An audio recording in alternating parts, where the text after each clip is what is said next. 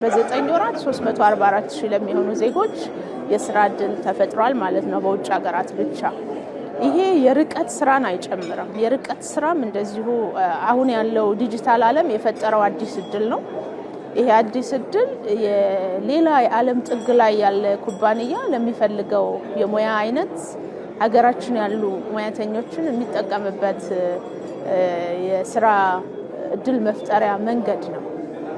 በጣም ብዙ የሙያ አይነቶች በዚህ ውስጥ ይካተታሉ። በርካታ ሙያተኞች ይሄንን ሰርቪስ ኦንላይን ነው ማግኘት የሚችሉት።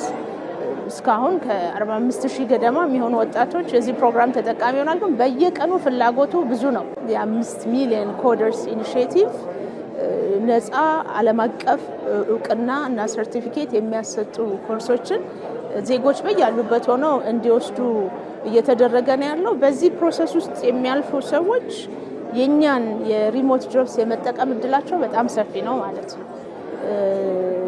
ይመከራል፣ ይመረጣል፣ ለሁሉም ሰው ክፍት ነው።